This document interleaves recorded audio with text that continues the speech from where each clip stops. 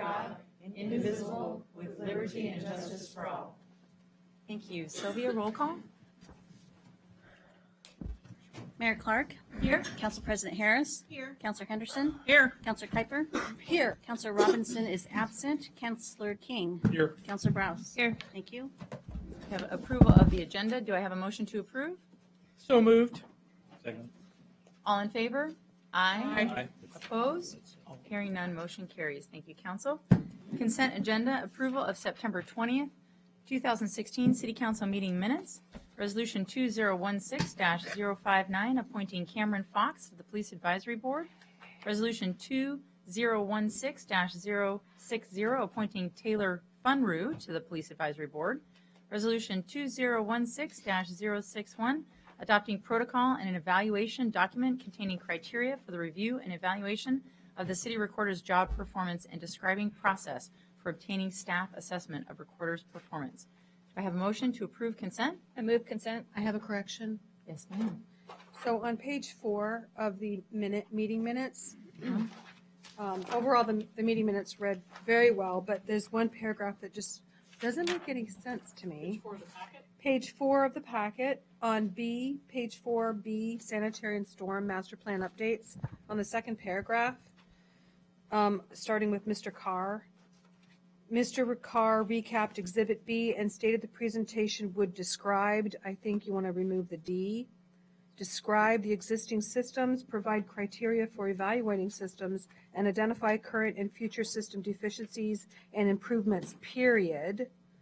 Then starting again with he discussed, remove developed, a prioritized capital improvement plan, comma, which contains, so add the which, contains planning, level cost information for budgeting. It continues. After the word customers, comma, it should be facilitates logical planning discussions. So I think it was just Scrivener's errors. some Scrivener's The errors. council, it Is that does how it read. goes? It does read. It's just a bad sentence. But what was took was the information from the PowerPoint presentation. When Oh. staff summarizes to this degree, what I try to capture is what did the presentation, which the public doesn't see unless they're here, what does the presentation capture? It captures that he reviewed or recapped this topic, and this topic. So it reads more of the topics versus. Oh, okay, like a list of Exactly. things. As opposed to Okay. reading a paragraph. All right. It's Exactly. more of So, a- Council, you are correct. It sounds like a choppy sentence, but that's that's what- the purpose because the minutes are summarized. So maybe we don't need to do anything with it. It's Just leave it as a running It's completely up to you. comma. I'm fine with leaving it as it is. Yeah, because that is the normal. Okay. Okay, I will thank make, you. I will make a correction to the Yeah, describe. the Scrivener, the Yeah. describe, Yeah. to Okay. describe. All right. Thank you. Okay. Thank you, all. Councilor Kuiper. So I have a motion. Do I have a second to approve? Second. All in favor? Aye. Aye. Opposed? Hearing none, motion carries. Thank you, and thank you to our new appointee to the Police Advisory Board for being here tonight. Thank you very much. Welcome to our Police Advisory Board. Yay! You might want to mention, Mayor, that they're from the high school, so. Yes, so the two appointees, that's a great thing to say. The two new appointees, Ms. Cameron Fox and Taylor Funru, are both appointees that are high school students. And so they will give some wonderful youth breadth to the Police Advisory Board. And I thought that they were fantastic appointment nominations, and so I took them heartily and put them on the Police Advisory Committee. So welcome. Because we do actually on that committee, it is a unique committee. There are actually spaces for youth on that committee. So thank you for pointing that out, Councilor Henderson. Citizen comments. I have no sheets. Okay, no sheets. All right. New business, resolution 20. Tess, where Tess says she turned around. I don't have it, Tess. Well,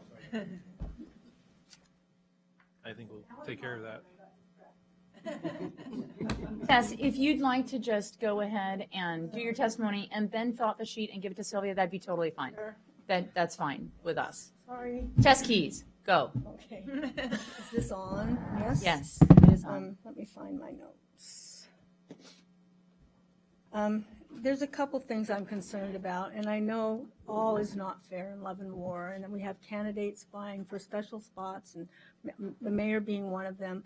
But I would like to ask that anybody that's running our city right now be as fair to opposing candidates as that they are asking them to be of them. And so I'm upset that the recent article in the Gazette said some current things about the opposing candidate running for mayor, Gail, where she doesn't have a way to defend or rebut what those remarks were about or what she said. And so I would ask you, Chrisanna, to be careful about that. I know you want to win, so does she, and sometimes we get caught up in that.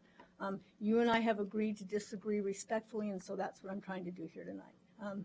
I respect the things that you do for Sherwood that are positive, but sometimes I think, and I'm going to have my opinion, and you know that sometimes we need to be more careful about how something's presented. I care about you both. Gail has her reasons for running for mayor, as do you, but I'd like us all to be in a fair playing field, and I didn't think that was fair. The other thing is I would politely ask you, as you do everyone else who's up there, when they are speaking something that's concerning, something that's pertinent to them, whether it's Renee and the Y or whoever it is, that you recuse yourself. When it came to talking about a 4-year term for the mayor, I know you're enthused about that, and I understand your reasons why, but I think it would have been more appropriate for you to back out of that comment. And my other thing is, and I'm really trying to be nice here because I want it to be a fair playing field, but I just didn't think that agenda in the newspaper was a good idea. The last thing I have to say is on, I can find it. On October 22nd, there is a Harvest Fest at the YMCA between 2 and 4:30, which includes a mini monster marathon, which means that if you're tiny, you can dress like a monster. I'm sure if you're big, you can also dress like one. I know. That's a fun event, and kids love it because they get to be in their costumes one more day than they normally get to be. So that's all I have to say, and thank you. Thank you. Just make sure that you fill out your form and give it to Sylvia That's for filled us. out. Thank you. Do we have any additional comments? All right, thank you. New business, Resolution 2016-062, establishing a residential parking district within the city of Sherwood in accordance with Chapter 10 of the Sherwood Municipal Code. Jeff Groth. Thank you, Mayor. I'll say it twice. Thank you, Mayor. Let me get to the right page. So we really refer to this, as you have the staff report in the packet in front of you, as Phase 2 of the Woodhaven neighborhood. So as you recall, back in I don't have the date in here, but the first residential districts that we created, one was Woodhaven Phase 1, which you see on your map is the area colored in blue. And at that point, working with the residents in the HOA, we decided to stick with that because that's where it appeared the most numerous and egregious types of parking issues were happening. But we also knew that in the back of our minds there would very likely be a need to add that second area, which is colored in the map in purple. And then I'll also point out on the map the little squares which show where the sign locations are. And then there was another district created at that time in a neighborhood by Snyder Park, little small district. But anyway, so what this resolution does is just add that Phase 2. As you recall, resident Steve Holdhouse came forward earlier this summer and said that it hasn't, in fact, been an issue for the residents there. So we did essentially the same thing, worked with the HOA in working the details out on this. And so, as you see, the HOA has agreed to cover the cost of all the signage, and the city will get the signs installed. So I'll just leave it at that. Pretty straightforward, unless you have any questions. I have a question. Mm-hmm. I've had a couple, residents from, on the map, it would be the front side of the school, asking why they aren't being included in some of these parking restrictions. So I think you're talking about the Travis and Marshall, and so the neighborhoods right up. It's a lot. King Arthur. Oh, okay, across from the high On the school. other- Yeah. Yeah, over here, yeah. Yes, Yeah. so there are in fact two neighborhoods that are also affected by this parking. That is one, and then the other one is the Marshall Travis Court, which is backs up to kind of the softball fields, if you will, and Stella Olson Park, kind of. Whatever direction, you know where I'm talking about. What we have done very intentionally with these parking districts is worked with the residents in the area. And, Woodhaven obviously has an HOA, so that makes it simple to work with them because they can communicate with the residents. They can help us get confirm the desire of the residents. Those other two neighborhoods don't. And a couple times when it's come up in conversation, we've worked with the folks that have brought it up and said, hey, we can't do this without your neighbors wanting it, is basically what it comes down to. We're not going to force a parking district like this on somebody. And in the Travis Court Marshall area, I had a resident that was very motivated, and he went back and polled some of his neighbors, and the support just wasn't there. And so we haven't revisited it. We have gotten complaints from the neighborhood that you referenced dealing with the parking and issues with Pride. And so Pride works with the residents to try to negate those issues. But we haven't had anybody from within the neighborhood that's come to us and said, we want permit parking.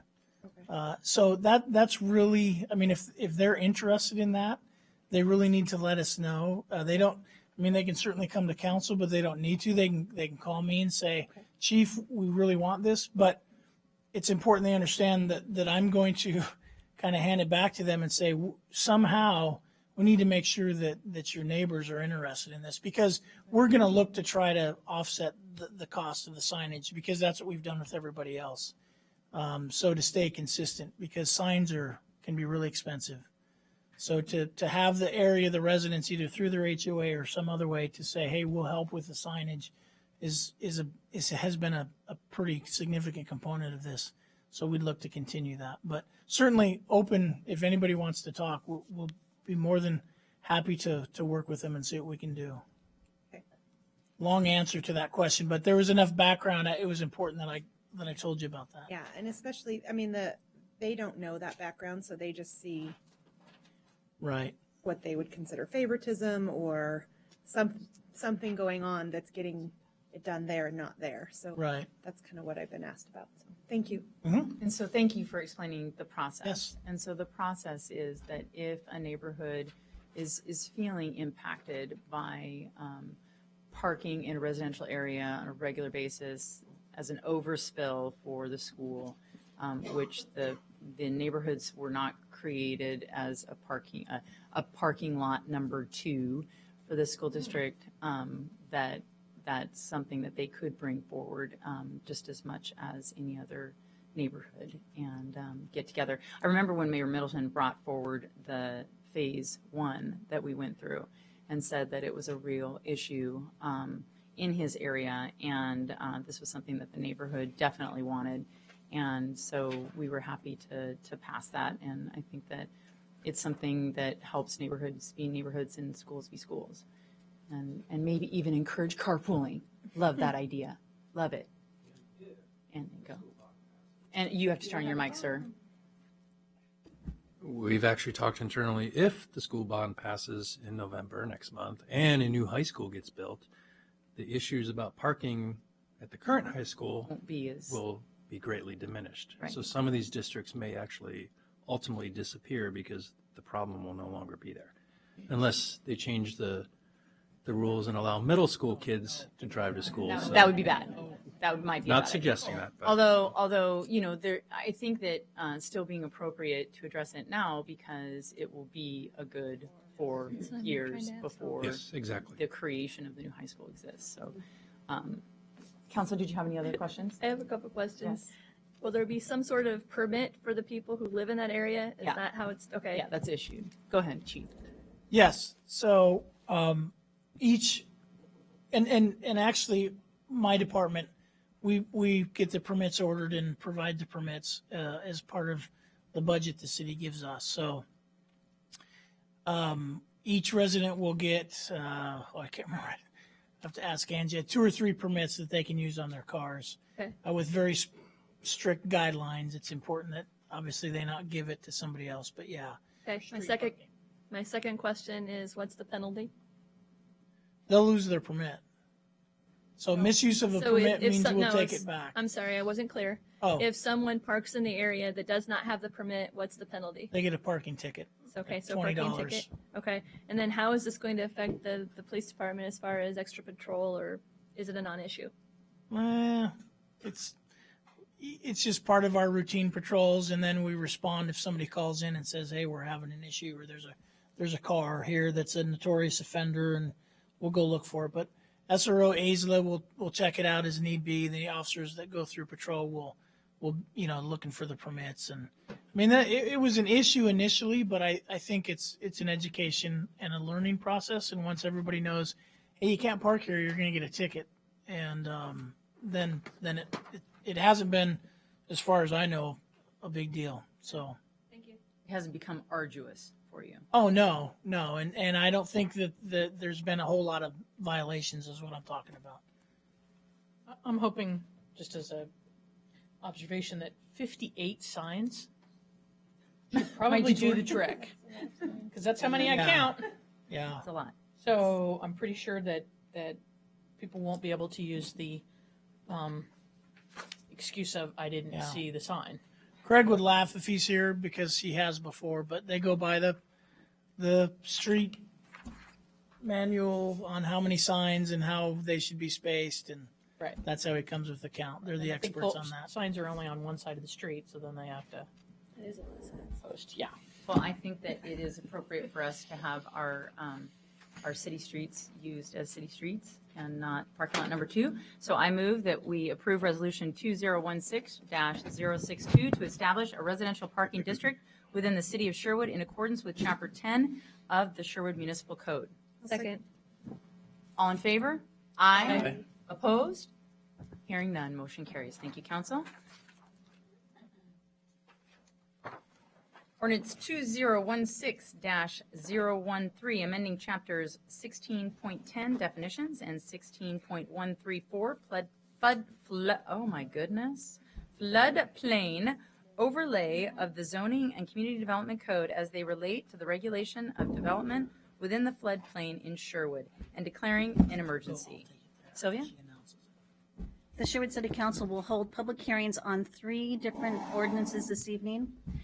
Ordinance number 2016-013, amending chapters 16.10 definitions and 16.134 floodplain overlay of the zoning and community development code as they relate to the regulations of development within the floodplain in Sherwood and declaring an emergency. Ordinance 2016-014, amending chapter 7 of volume 2 of the Sherwood Comprehensive Plan and adopting the Sherwood Sanitary Sewer Master Plan. Ordinance 2016-015, amending Chapter 7 of Volume 2 of the Sherwood Comprehensive Plan and adopting the Sherwood Stormwater Master Plan. The purpose of the hearing is to provide the public with an opportunity to submit testimony on the above said items. The order of business the council will follow is to hear a staff report, receive any correspondence, receive public testimony, and additional staff comments. Questions from the council will follow. The hearing will then either be closed or continued. Discussion by the council will follow. Any interested person may present testimony. If you wish to speak, please fill out a testimony form and submit it to the city recorder. The mayor will recognize those persons wishing to speak, and any questions should be addressed to the mayor. When you come to the microphone, please state your name and address for the record, as this hearing will be recorded, and limit your testimony to 4 minutes. Thank you, Sylvia. Brad? Good evening, Ms. Mayor and Council. I'll be your tour guide for the next several items. So the first thing I want to talk to you about is the FEMA floodplain amendment. That's PA 1603. And you will have received a packet like this tonight, and I will get into the details of why we're doing that, but Sylvia is going to pass that out. But within that packet, you will have 4 items. One is, and they should be in order, but one is the comments from FEMA that were received last Thursday. And you'll have 2 amended exhibits that are in track change version, so you can see what the proposed amendments are as a result of those comments from FEMA. And then last but not least, you will see a single page that's double-sided that cites I went blank here. It's the federal record that FEMA uses, CFR 60 for floodplain regulation, and I'll get into the reason behind that in a second. It's the Code of Federal Regulations. So a little background, the city's served by the National Flood Insurance Program. The National Flood Insurance Program was created in 1968, and essentially jurisdictions that have adopted floodplain regulations and have development in that floodplain subject to those regulations, those homeowners can go out and seek flood insurance from the federal government. The program is administered by the Federal Emergency Management Association. They administer the program and provide the communities with support, albeit sometimes late and at the last minute, they provide it. FEMA began to process to update and modernize their maps in the Tualatin River Basin in 2007. So at that point in time, that was the top of their priority and made it the top of our priority. And then as those years passed by, it kind of just dwindled and staff changed and rolled over, and people here were like, okay, when's it going to come? Well, it came on May 4th by way of a letter to Mayor Clark saying that, look, you have now, as of date of this letter, 6 months to pass some amended floodplain regulations, adopt the revised flood insurance study and the revised flood insurance rate maps that were created through that modernization program. Staff processed the proposed amendments. We submitted comments, or we submitted the proposed amendments to the Department of Land Conservation and Development and to FEMA on August 5th. That's important to note because about the same time that Mayor Clark got her letter, or shortly thereafter, the National Marine Fisheries Services issued a biological opinion, and they're in this conflict with FEMA over the effects of development within the floodplains on endangered species, and primarily Andromedas fish. So, along with their biological opinion, they issued some reasonable and prudent alternatives that will be implemented over the next couple of years. We don't know what that means, but essentially in my mind as a planner, when I was looking at this, it probably means another overhaul of this code. So when we talked to DLCD initially after that BIOP came out, they said, well, this is what you have to do. You have to adopt the maps. You have to adopt the revised flood insurance study. And I told them I'm going to do the bare minimum, knowing that I'm going to have this conversation with my community again. Lucky for us, our flood regulations haven't been looked at by FEMA since 1991. The comments that I received last Friday do not constitute a review of our floodplain regulations. So next year we will be subject to a community assistance review by FEMA on our floodplain regulations. And you'll see some of the changes that they've proposed in their revised comments are somewhat semantic in my mind, and it's just based on opinion. So, but because it's in the National Flood Insurance Program, FEMA is very hard charging about let's make sure that this language is in there. So the proposal that we took to the Planning Commission and they reviewed on September 13th was to adopt the flood insurance rate maps, the official map prepared by FEMA, the flood insurance study, and the revised definitions. There were definitions that weren't in our code that we went through a checklist that DLCD provided and some proposed amendments within Chapter 16.134 itself. So we're actually amending 2 chapters through this ordinance, 16.10, which is our definitions chapter, and 16.134, which is our floodplain overlay chapter. So the changes within 16.10 were to add the definitions. There are several definitions, and I'll go through those here briefly. Recognition of the November 4th flood insurance study, clarifying the purpose of the chapter, designating the city engineer as a local floodplain administrator. That was kind of always, the city engineer was always either the flood insurance administrator or the public works director it wasn't clear, so we clarified that through this process. And we talked, we added some language about, they call it their LOMAR and CLOMAR process, which is a letter of map amendment and conditional letter of map amendment that is actually administered by FEMA, but requires us to do some legwork on our end and the applicant to file some legwork or some application and paperwork with FEMA, and then it comes back to us. So, last Friday, and actually it happened earlier that week, I was told by Dave Lensner of DLCD and our local FEMA representative was going to be providing comments. And I'm like, well, could I have them soon so we can get them into the packet? And we didn't get them in time for the packet. She sent them over on Friday. This is what you have in your manila envelope. It is the comments from FEMA. And I went through with the most part and added what I needed to add. And I sent a response back to her on things that I thought were covered already. And so some of these things aren't in your ordinance because that was already covered in our ordinance and defended by staff. So because I understand that if we're amending the ordinance tonight before you, that I need to read each one of these definitions that we're amending. And so the first thing I'm going to do is I'm going to go through chapter 16.10, which is our definitions chapter, read those definitions, and then 16.134 and just read the proposed amendments. It's not as bad as it thinks, but I've been told I can't go as fast as a car salesman. So bear with me.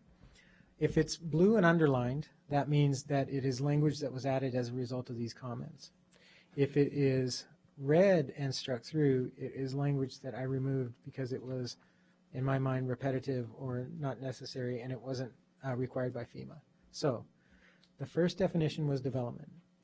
And that development says, any man-made change to improved or unimproved real property or structures, including but not limited to construction, installation, or alteration of a building or other structure, change in use of a building or structure, land division, establishment or termination of rights of access, storage on the land, tree cutting, drilling, and any site alterations such as land surface, mining, filling, dredging, grading, construction of earthen berms, paving, parking, improvements, excavation of clearing.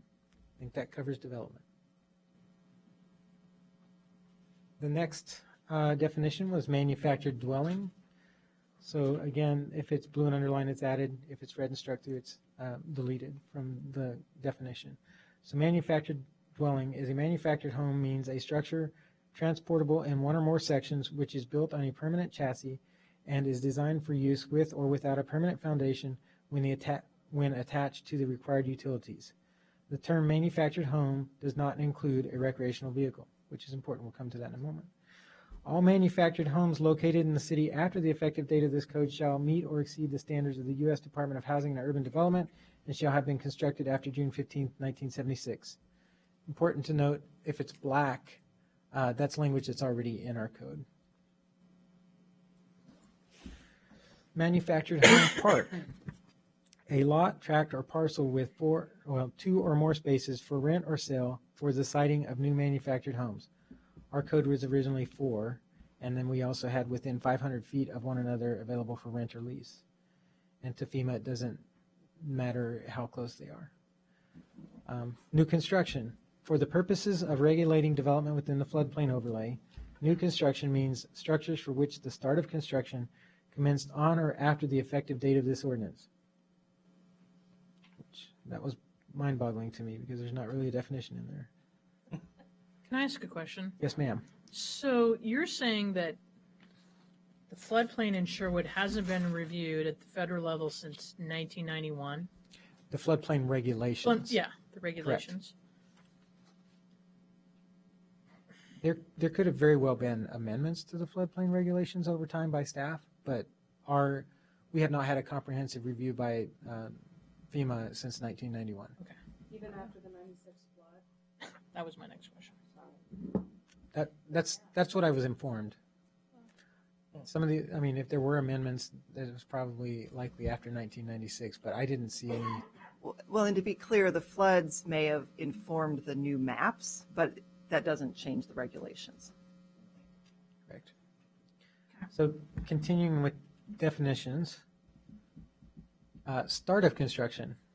So start of construction, for the purposes of regulating development within the floodplain overlay, start of construction includes substantial improvement and means the date the building permit was issued, provided the actual start of construction, repair, reconstruction, placement, or other improvement was within 180 days of the permit date.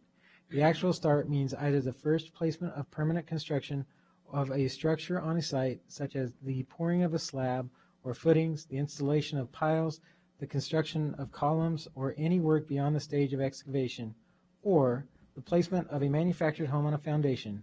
Permanent construction does not include land preparation, such as clearing, grading, and filling, nor does it include the installation of streets and or walkways, nor does it include excavation for a basement, footings, piers, or foundations, or the erection of temporary forms, nor does it include the installation on the property of accessory buildings such as garages or sheds, not occupied as dwelling units or not part of the main structure.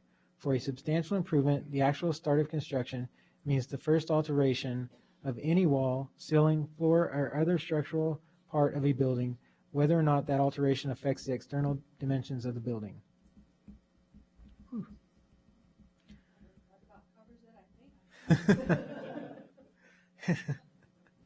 It's the bureaucracy inside the bureaucracy. So, structure. Structure is a structure must be more than 1 foot from grade to be considered a structure. That's our language. Within the floodplain overlay, a structure includes a walled and roofed building, including a gas or liquid storage tank that is principally above ground, as well as a manufactured home. Substantial damage. Substantial damage. Within the floodplain overlay, substantial damage means a damage of any origin sustained by a structure whereby the cost of restoring the structure to its before damaged condition would equal or exceed 50% of the market value of the structure before damage occurred. And I actually catching this right now, I did copy and paste this directly from hers, but that should just be damaged, not damaged.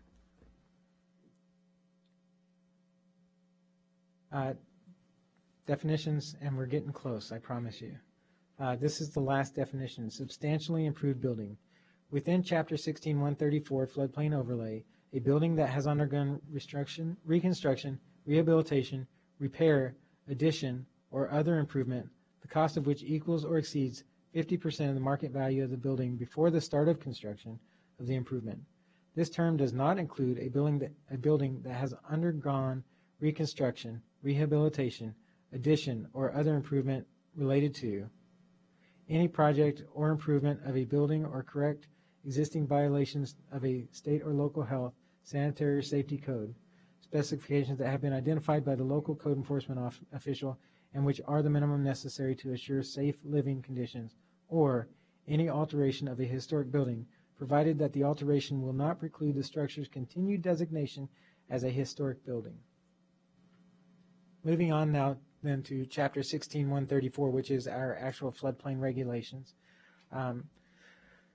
In regards to development review, variances to any standard within the floodplain overlay shall comply with the provisions of the Code of Federal Regulations, Section 16.6 or 60.6A 1 through 7. And you have that language on that one pager that I provided at the back of your, it says CFR regulations. So the variances here, this is the language we would have to defer to if there was a variance asked for within the floodplain overlay. And it's the first page and then the first quarter of the back page of that document.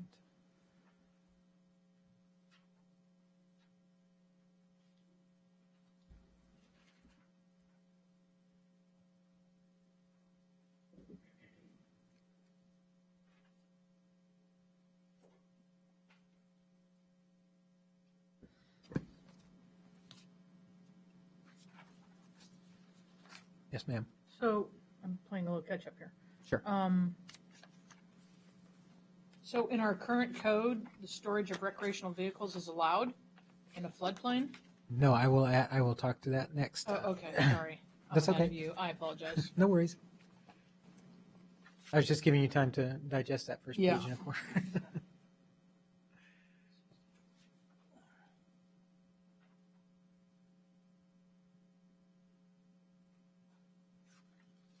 Shall we? Yeah.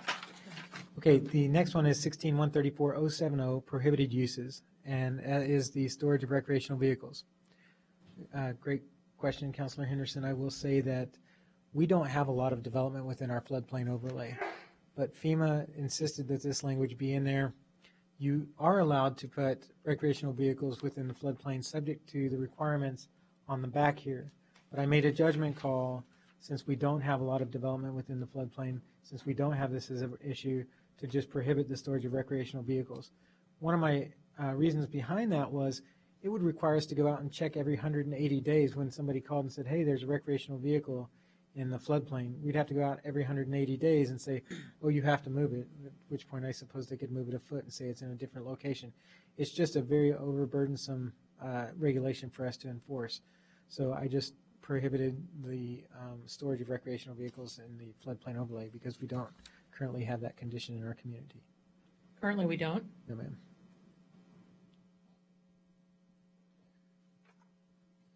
So is storage prohibited, like individuals storing it next to their home versus, Only if it's in the floodplain. right, in a floodplain, or storage for commercial purposes in a floodplain? Covers both? It would cover both. Okay.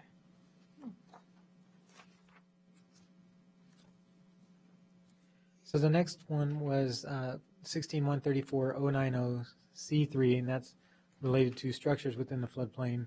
And we had to add language that says, shall be constructed with materials resistant to flood damage. So Is that defined? resistant to flood damage? Well, kind of. In our code, You can just, if it's in there, I'm just, well, our code spells out a bunch of things that have to happen if you build a structure in the floodplain. And including use of floodplain resistant materials. it doesn't say specifically floodplain resistant materials, but it's implied in my mind. But it wasn't clear enough for FEMA to make that call. Okay. Thank you. With regard, then that would end the proposed amendments that come to you through Exhibits 1 and 2, and were in your manila packet tonight, and that we'll be asking to replace as part of the ordinance. So your ordinance, when you got your packet, had Exhibit 1 and 2 attached clean version. What I provided you is a track change and a clean version. We're proposing or asking you to, if you adopt it, to adopt it along with the revised Exhibit 1 and 2 that's provided with this, provided to you tonight. And I have a question. Is that that's why when we look backward, it's not included in the track changes version because it's In your last packet. yes. Correct. Yeah, so these came out last Friday. Got it. Yes, ma'am. I'm finally with you. Okay. So the effects of the revised maps, there were some, they're up there. Sylvia, you have them right there. I only have 5. These were maps that were created by the state DLCD GIS department.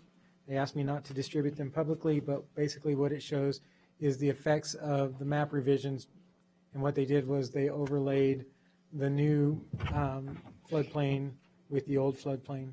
And I think it's important to note that we reached out, along with the Planning Commission, had a work session with everybody that was within the floodplain or adjacent to the floodplain that were likely affected by this. And we brought them in, we looked at this. I'm sure not all of them attended, but we had quite a few people, and we showed them the effects of the revisions. And in some cases, you see the blue areas, those are areas that have been removed from the floodplain, and in the red areas, those are areas that have been added to the floodplain. And what we found in speaking with DLCD is that a lot of our floodplain is channelized through the Cedar Creek corridor and the Rock Creek corridor, and then Chicken Creek up at the north. So, and we're at the base of the Tualatin River floodplain to the north of our city. Yes, ma'am. Yes, ma'am. So in order for us to make an amendment to the text of our language, we have to respond then to the language within our code that says if you're going to make amendments, you have to meet this language. It has to be based on a need, and it has to be consistent with the comprehensive plan and with all other provisions of the plan and code. So the proposed amendments are necessary to remain in compliance with the FEMA floodplain management requirements. If we do not adopt these amendments, we could be kicked out of the National Flood Insurance Program. Anybody who currently has flood insurance through that program would not be able to renew, and FEMA would not allow any new structures within our community or property owners within our community to apply for and receive flood insurance. The goals in the comprehensive plan associated with environmental resources is supportive of the changes. Basically, the goals and policies in our comprehensive plan are intended to preserve natural features and protect resources.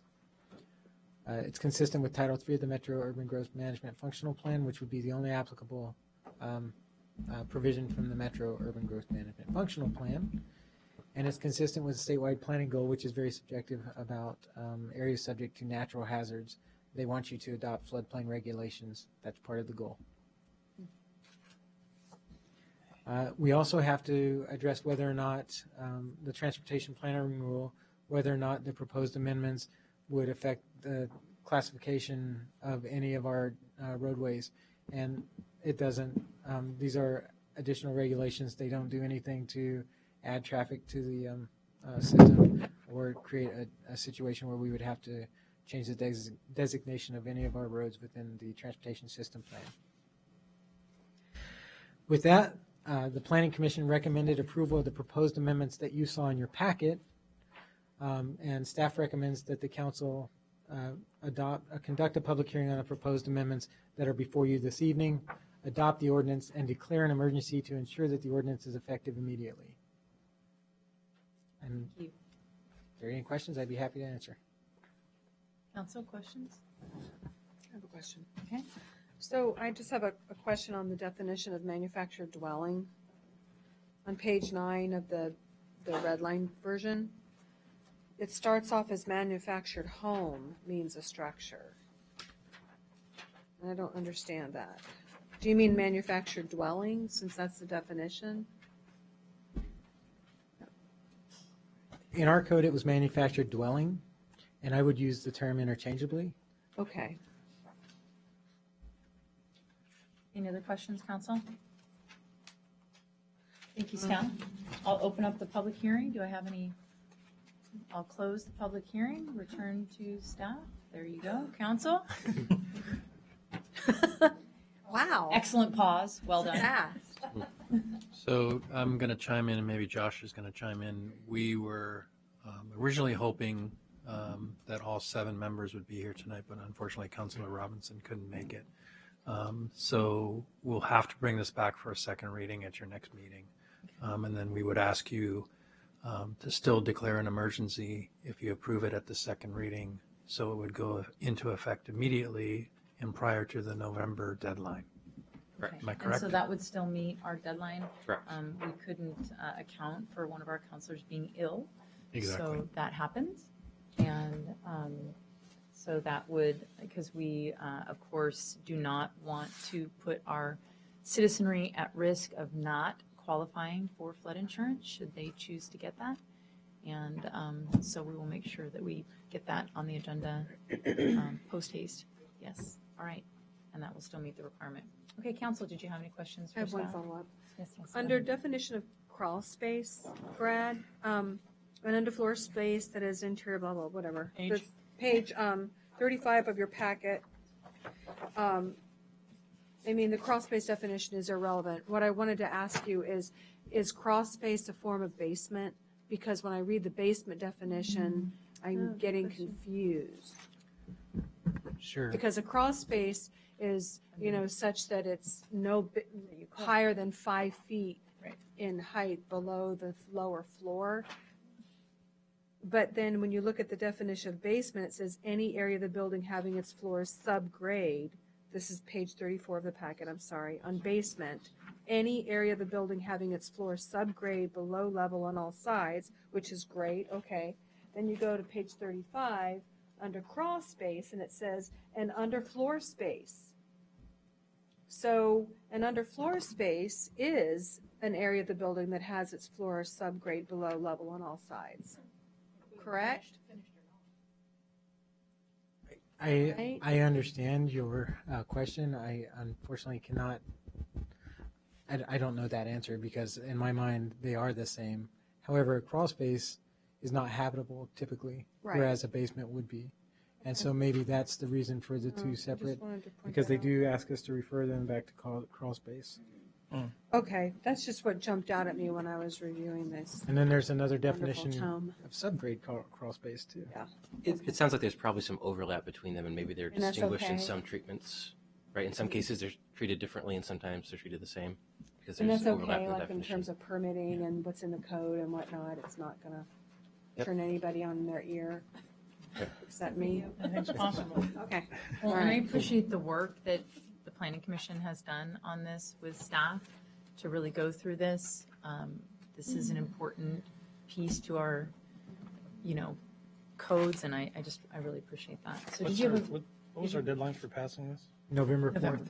Oh, November, okay. November. I was wasn't aware very, of that, so. We're okay. on your behalf, I did let FEMA know that we were very happy of them to put something on us that they've taken 9 years to do, and give us 6 months to pass.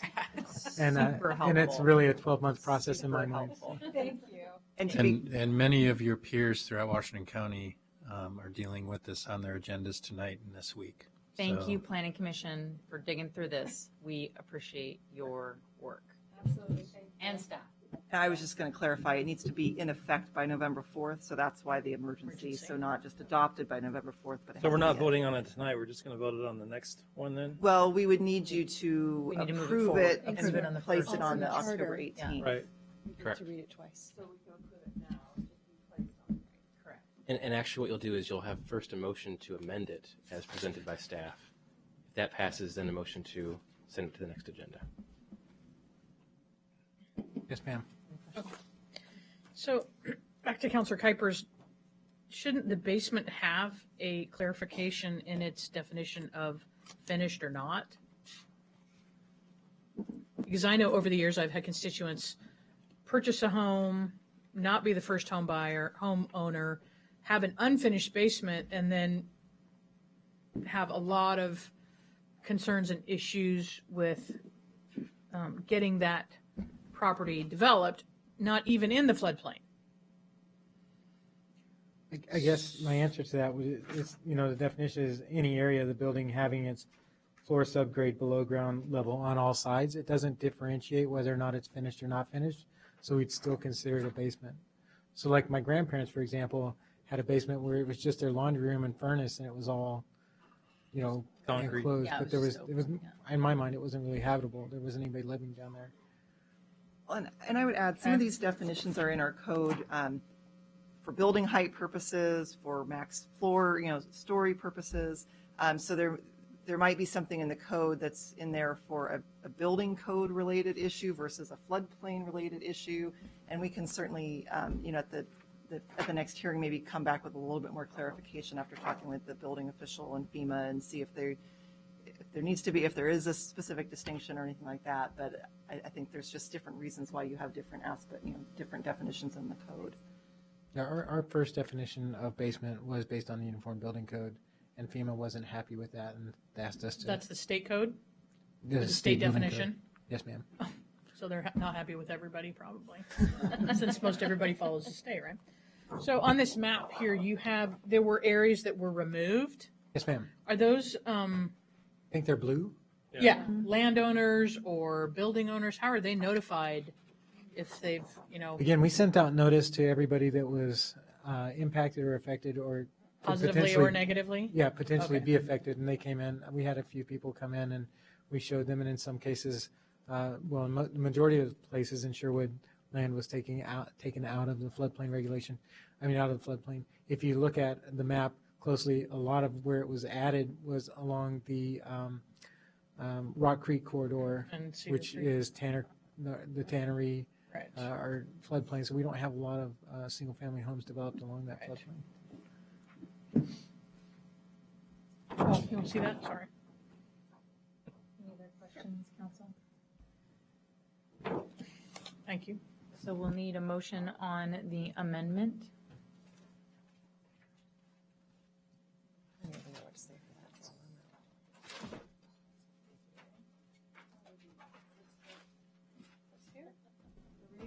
No, it's an No, you have to amending move. first.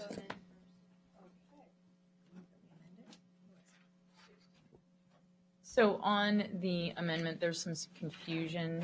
Josh, since we are not actually accepting the ordinance, do we just make a motion to, The motion would be a move to amend ordinance To amend it, 2016-013 as presented by staff.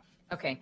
I move to amend ordinance 2016-013, amending chapters 16.10 definitions and 16.134 floodplain overlay of the zoning and community development code as they relate to the regulation of development within the floodplain in Sherwood and declaring an emergency as presented by staff. Second. All in favor? Aye. Opposed? Hearing none, motion carries. Okay, and now we go to the wonderful green sheet. So I move that the city council approve ordinance 2016-013, amending chapter 16.10 definitions and 16.134 floodplain overlay of the zoning and community development code as they relate to the regulation of development within the floodplains in Sherwood. Do I say the emergency part? I don't, right? As amended. And declaring an emergency. But we're not. And place it on the next available city council meeting agenda for additional public comment and consideration. Josh, we can't declare an emergency, is that correct? You still will be. We can. There's still an emergency clause in there, yes. Okay, That's correct. all right, Yep. thank you. Second. All in favor? Aye. Opposed? Hearing none, motion carries. Thank you, council. We'll move it forward to our next meeting, and Sylvia and Joe, 2 weeks from tonight, we will rehear that ordinance. Ordinance 2016-014, amending Chapter 7 of the Volume 2 of the Sherwood Comprehensive Plan and adopting the Sherwood Sanitary Sewer Master Plan. Brad Kilby. Good evening, Mayor and Council. This will be a short one, but it is responsible for the bulk of your materials. So the Sherwood Stormwater and Master Plan, PA 1606, and the Sanitary Sewer Master Plan, PA 1607. I was asked earlier today, how does this all coincide with our comprehensive plan? How do these documents, and you've adopted the transportation system plan in the recent past. We attached that as an appendix to the comprehensive plan. We also did the water master plan earlier this year and attached that as an appendix. So the comprehensive plan is basically based on the community visions and values. So we have a vision of what the community wants to look like over the next 20 years or so. And the comprehensive plan is the document intended to implement that vision. And although I say community plan here, it's just for purposes of the community to understand that it is their community plan. And it has various components in it, related to each chapter in the comprehensive plan. Just so happens that chapter 7 in our comprehensive plan is related to public services and utilities. So that's why these are amendments to chapter 7 of that. I suspect that as we move forward through our comprehensive plan amendment process, which we're in the middle of putting the work program together, you will in fact be making revisions to all of these. My goal as the planning manager would be to make these a document that you as the council and they as the citizens could pick off the shelf anytime they wanted, make it an easy document to look at and say, oh, this is what we're going to do with sewer and water and transportation, without having to go through the big, thick documents that you received tonight. They can, if they're so inclined to delve into that level of detail, then they can certainly find it in the appendix of the comprehensive plan. But I want the comprehensive plan itself to be a broad overview of those policies, goals, and objectives that are intended to achieve the community visions and values. So the purpose of the master plans before you tonight are to review and assess the functionality of the entire system.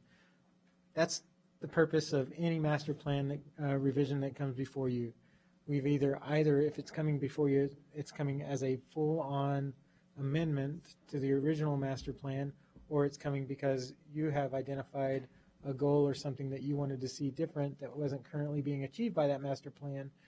Or I guess in the third case, it could be that there are certain conditions within the community that warrant something additional to or different than what the master plan asked for.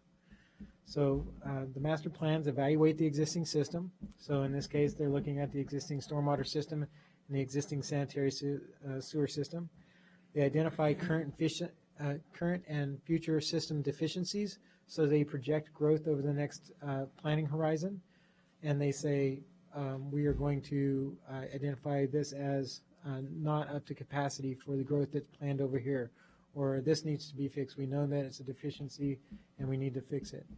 And then they provide planning level costs that allows you to put that into capital improvement plan, which is reviewed by the council and allows you to say, oh, wow, we didn't realize that this trunk line over here was inadequate to serve the growth that we're going to be experiencing here in the next 5 years. We need to move that up in our capital improvement plan to be a priority within the next couple of years.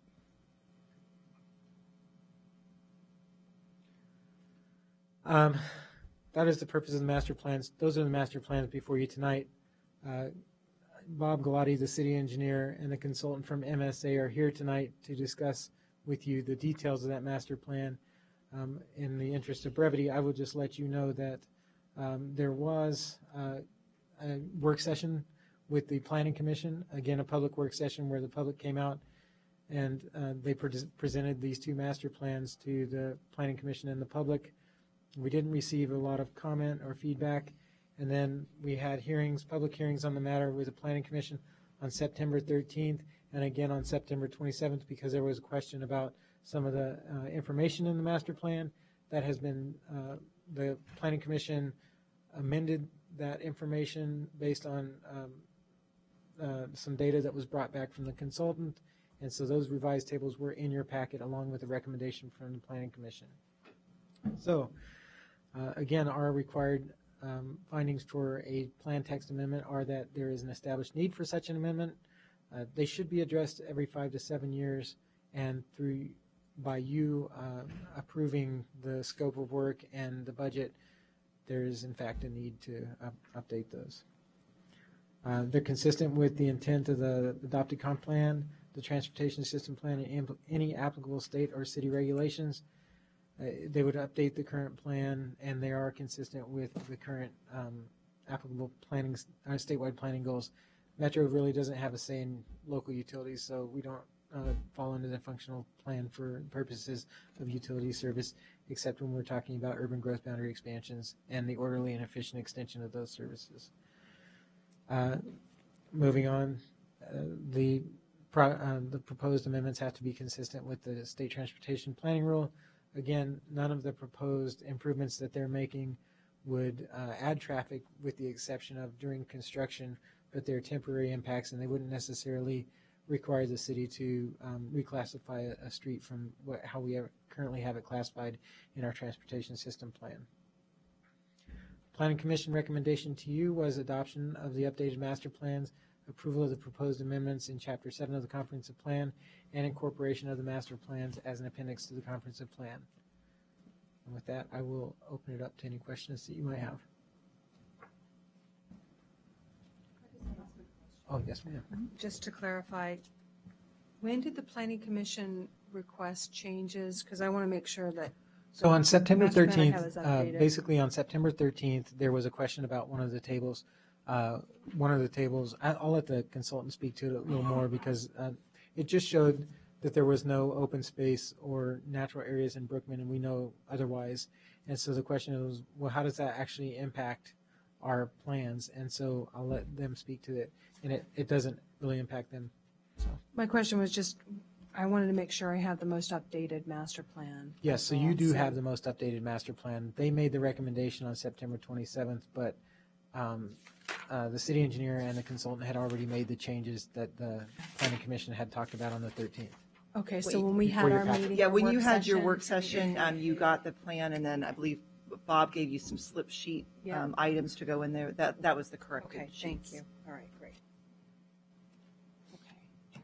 Council, any other questions?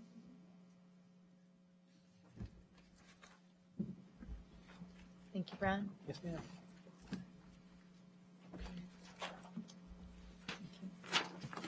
Councilor Harris isn't feeling well, so she's going to leave us.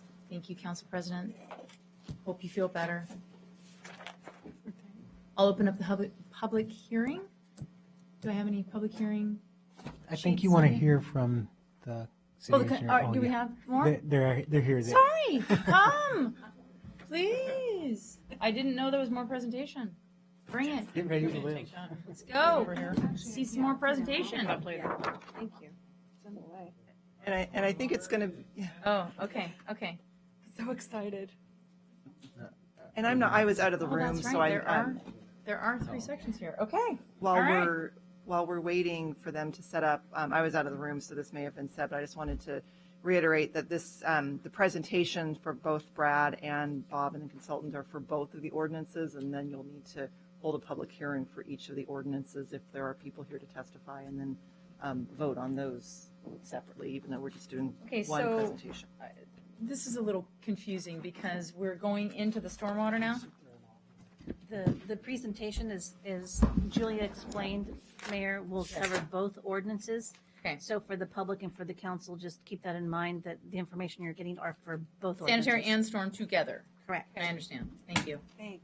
All right, that's not the normal procedure, so, all right, thank you.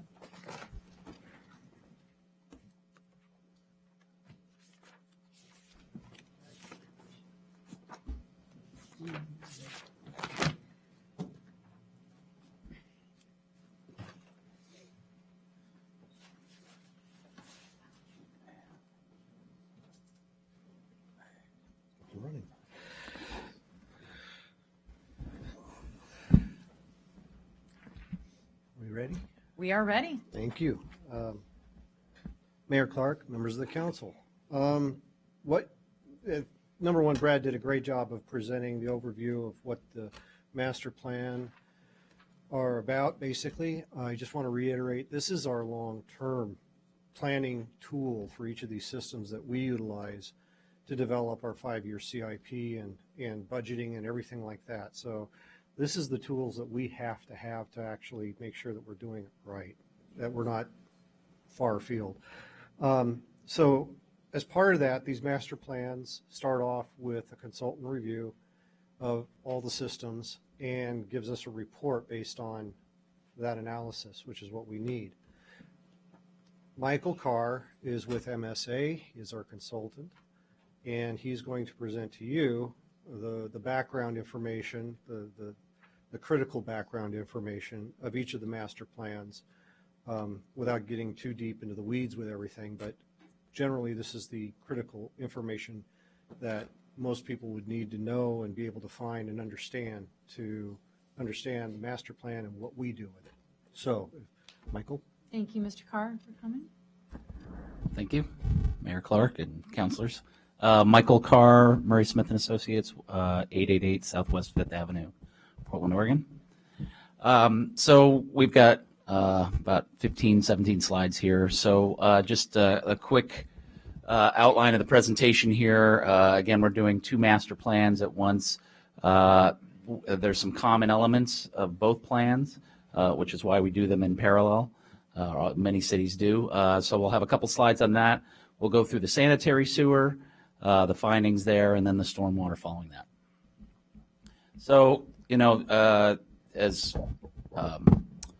both Brad and Bob here related, the purpose of the master plan, what we're doing with these master plans is a number of different things. What we describe the existing system, we present criteria, how we evaluate the existing systems, and then we look at identifying current deficiencies in the system, and then what future deficiencies there would be upon build out, and what those improvements would be to correct those deficiencies. And we develop a capital improvements plan, as he mentioned.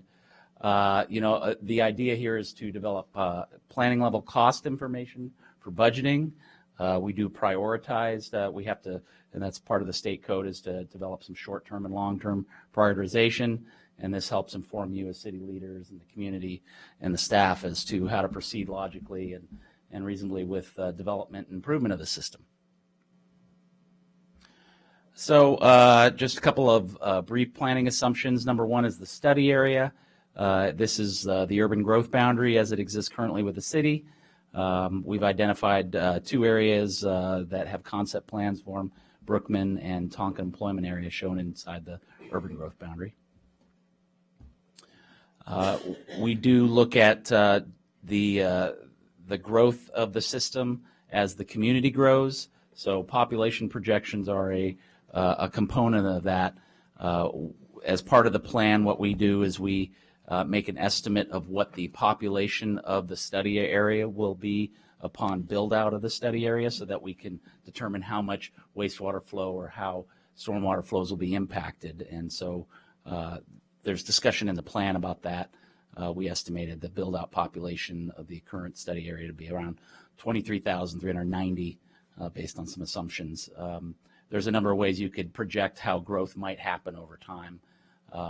What we're looking at is essentially what the build out will be whenever you get there. So we'll start out with a sanitary sewer system analysis. We take a look at the existing system in terms of capacity. That's what this map represents here.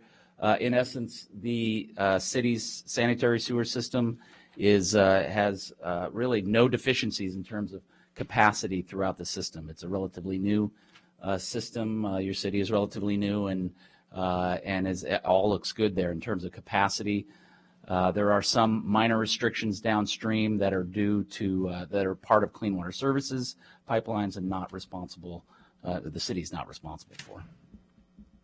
And then looking in terms of build out, there's a number of other elements that get introduced in terms of capacity, but for the most part, there are no capacity improvements that the city needs to accomplish to serve the build out of the community. Clean Water Services, again, the trunk sewers and the pump station that are downstream of the city will need to be approved at some point. Another part of the plan looks at the condition of the sewer system. The city public works staff has been reviewing through closed circuit television inspection the condition of the pipes over the last several years, and so this is really a summary of the condition. The areas that have been identified for problems, there's not very many really. It's again a relatively new system, and the system is generally in very good condition, except some areas downtown, and then a section of the Rock Creek sewer along the creek there has some condition improvements that were identified. So ultimately, we make a capital improvements plan. This map is a summary of the improvements that need to happen to the sanitary sewer system to serve build out of the community, and these include the condition improvements I mentioned and the capacity improvements that are downstream. This is a summary of the improvement costs. As you can see here, we have capacity improvements are around $5.65 million. Condition improvements are around $5.18 million. Overall, a CIP of about $11 million. Just note that the $250 or $250,000 valuation for other is for a future upgrade of the master plan, an update of the master plan. We incorporate that also into the planning study. costs. Into the planning cost. Yeah. We'll have to do it in 7 years is usually the time frame, and the planning cycle for the master plans are usually looking out at 15 to 20 years. So we've incorporated an update as part of it. So very similarly, we did the same thing with the stormwater system. We looked at existing condition of the stormwater system. Again, most of the city is in very good condition regarding the underground pipelines. There are a section of the older areas near downtown that had condition problems, as we would expect. As far as capacity goes on the stormwater system, there really weren't any deficiencies that we identified on a capacity analysis for the stormwater system. As you know, the system, generally there's a lot of short segments of pipe that drain to the creeks. And so, as you might contrast it with a city like Beaverton, where they've got large underground pipelines that have to carry stormwater a long way, you are well served by the two creeks that run through your city. What this map shows is looking relatively speaking at the capacity of the various stormwater systems throughout the city. Where might there be more risk for localized flooding relative to other parts of the city? So this was a map that we developed based on the hydraulic analysis we did. The spots shown in red identify areas where there's more risk for some localized flooding in the event of either a condition problem or maybe some heavy duty rains. So this is really a map for public works staff to identify where they should be, maybe providing maintenance earlier than other spots. Question. Can you go back? Thanks. So at times we've had some heavy rain just tonight, at least I've been hearing it. So at times of heavy rain in Old Town, we have had, I wouldn't necessarily call it flooding, but just a large amount of water, on the street. And this might be more of a Bob question. The water quality facility that we put over off of Main Street, we purchased that home. Has that improved getting water off the street during a rainfall event like that, or was that meeting some other deficit? The water quality facility you're referring to as the Columbia Street Water Quality Facility is a treatment system that was installed as part of the development of the downtown core area when we redid that. Right. Basically, that was a requirement to satisfy EPA regulations and Clean Water Services regulations for treatment of stormwater quality. Again, as far as getting it off the streets, the systems are working relatively well. It doesn't, the stormwater quality facility doesn't improve the drainage from the street to the facility and downstream. There are issues with catch basins, certain catch basins that might be clogging or something. Part of it could be maintenance, getting leaves and stuff out of the system. Other problems could be smaller pipes that are older that we might have to redo from catch basins that may be undersized. Again, those are minor projects. The capital plan looks at major projects to a larger extent, the main lines, treatment areas that aren't treated right now that we should provide water quality treatment for. There are certain areas of town which predate stormwater quality regulations that we would love to have taken care of. Like in Old Town? Like in Old Town, certain areas. For the most part, that's what we're really looking at. Again, some of the smaller localized flooding areas, those would be catch basins, and I think we can work with Public Works to identify and take care of those on a maintenance basis and instead of a capital project basis. Again, the master plan tries to identify both for both uses, and that's what we're getting. Right. Okay. I just see you have two high risk. Right in downtown. Right in downtown. Well, 3 in a row actually. So those are the projects that you think can be done with existing infrastructure, just through improvements as opposed to having to do what we did on Columbia. Correct. Okay. Thank you.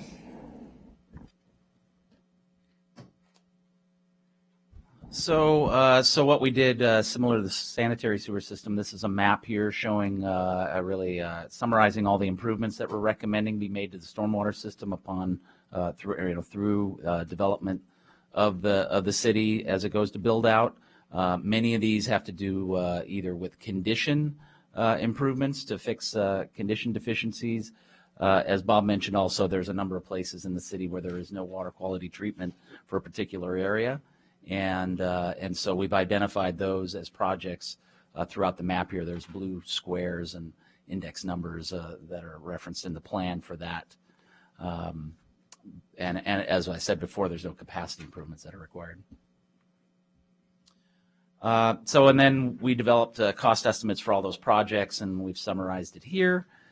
We have condition improvements totaling of about $2.1 million in the stormwater management component, about $2 million, And then we have the planning element there. That would be updates of the master plans over a few times over the next 20 years. One that's expected relatively soon, or I would expect somewhat soon due to changing regulations of stormwater that have been occurring that would probably necessitate a second master plan update over the 20 years, which is why we have it in there. So total amount of there of 4.525 million. And we corrected the slide. Yes. Yes. Any questions that you may have of us? Council questions? Okay. Do you have questions for a consultant? Or- I had a lot of questions at the work plan. It was great. Thank you for all of your work, both of you. Thank you very much. Mayor Clark, I was just going to say for the public in the audience as well as potentially listening at home, you did have a work session where we went into much more detail and had almost an hour spent on this. So we hope that you don't have very many questions based on this information because hopefully you've already had those answered. So Thank you for clarifying, because Julia, I'm sure that perhaps people watching are like, how could they not have any questions? What? We had a work we session. had a work session on this, Yes. and so this is also the public's opportunity to see the presentation and have an opportunity to get the information. But council has already had a work session on this and had a little bit of opportunity to digest the voluminous information. Just as a pointer, we have these presentations, the full one we gave you, plus the abbreviated version here. It will be on the engineering's website, project website. So people, if they want to go back and look at what the full version was and what's going through with that, it'll be available to them. The full version, although has the incorrect slides with it because it's an older version, but we have the corrections in there. So you'll be able to see it as a separate little article off to the side. Okay. But the presentation itself, the long version and the shorter version corrected will be there. So they can go, citizens can go to the website and then click on community development or engineering? It'll be in tab? engineering, and it'll be under the engineering, it'll be under the stormwater master plan project files. They'll be in there, or the sanitary. Same presentation will be located in both areas. All I know is our council packet was over 1,000 pages. That I do know. That's not my fault. We did a good job. You did. Great An job. Excellent Thank job. you. Yes, the mapping alone was phenomenal. Yes. Thank you very much. Thank you very much. Thank you, staff. You have a new respect for it? Yeah. Yes. All right. So I'll open up the public hearing. Do I have any public testimony? All right. just to clarify, I'm sorry. We did do it a little different than we normally do, but as you can, I imagine you wouldn't want to hear the same presentation twice. It was bad enough to get 1,000 pages. But you do have two ordinances, so you'll need to have a public hearing on one ordinance, And then the other close one. it, and then have a public hearing on the other ordinance. I will do that. All right. So the ordinance that I'm having the public hearing on now is the one that I have read. And so hearing no public comment on that, you then wish me to read the second ordinance, which is what I shall do. I will close the public hearing on the first, and I will read the ordinance 2016-015, amending Chapter 7 of Volume 2 of the Sherwood Comprehensive Plan and adopting the Sherwood Stormwater Master Plan. Since we have heard the staff report, I will open up the public hearing. Do I have any public comment sheets? No. Seeing none, I will close the public hearing on that ordinance as well, and I will return it back to council. Council, do you have any question, comments, or do you have a motion on our public hearing B?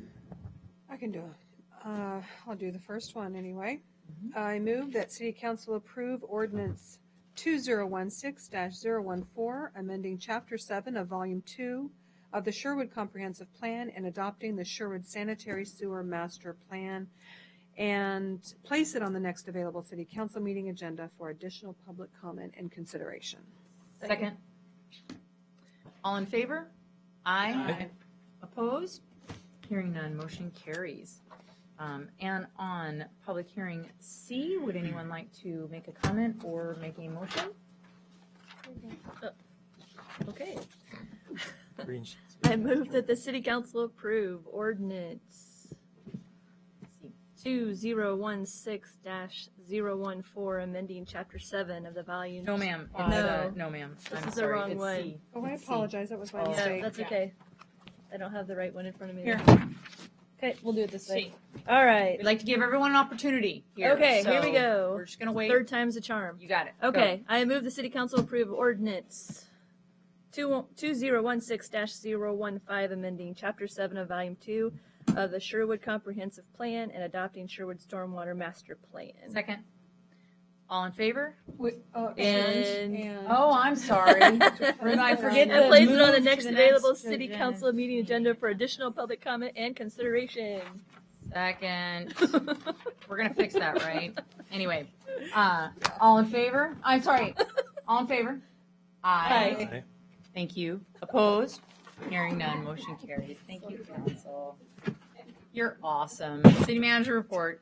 Mayor and council, I have a couple items to talk about briefly tonight. It's not your fault. It's cumbersome.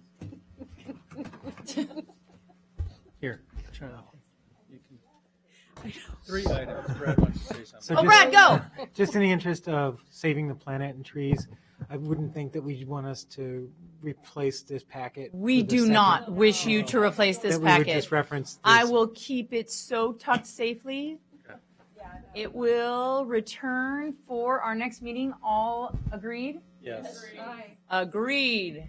Okay. All right. Thank you for that clarification. Thank you. Thank you. Um, The trees, thank you. The staff thanks you. The first item I want to just comment on is this Thursday night is the first night of our first ever Sherwood Citizens University. We have 28 students that are going to be participating in this first set of classes. So we begin Thursday night and we'll go 6 weeks in a row each Thursday, 3 hours a night. So folks are going to spend a great deal of time learning about the inner workings of City Hall. So we're looking forward to that. The topics on Thursday night, basically, I'm going to provide an overview of the city government as an organization. Also do try to help people understand how we partner and how we work with other governmental organizations and the relationships between them. And then Katie is going to give a overview on finances. So we have a full plate for the first night, and we're pretty excited about it. So Well, I think that's fantastic, and I will tell you that I was asked by multiple people who had applied to join this great program and said, "When's it starting? When's it starting?" And so they're very excited. We have some very excited. and I think citizens. Councilor Kuiper, you're going to come say a few words at the beginning because I know this is something you really near and dear. It's something that's near and dear to my heart, and I'm very excited to have 28 people that applied. This is really great. It's And as something I'm really thankful that you worked on, Joe, and your staff to get this off. the Well, we ground hope we running. meet the needs and what folks are Yeah. wanting, and we'll learn from the first. Right, It'll the get first better week's the from guinea here on pig, out. so. Hey, that's all right. That's good. They're excited. Yeah. And the city government it's confusing, and there's lots of procedures that are not something that you just get out there, working a regular Joe job. And so this is really great. Yep. I love it. So, and we have three of the council candidates that are running for office that are participating, which I think is great. So, and it will be at the police station. Yes, Councilor Henderson. Get involved, Rouge City. Yes. So- Police station is where it's at. So it'll be in the community. But you room have there. to be signed up, so you can't just Yes. show up. Just to make sure. We will probably do another one in the spring. So, and then the other update, also something that we're excited about. I'm going to let Tom provide the details, but we have some information on the commercial space at the Arts Center.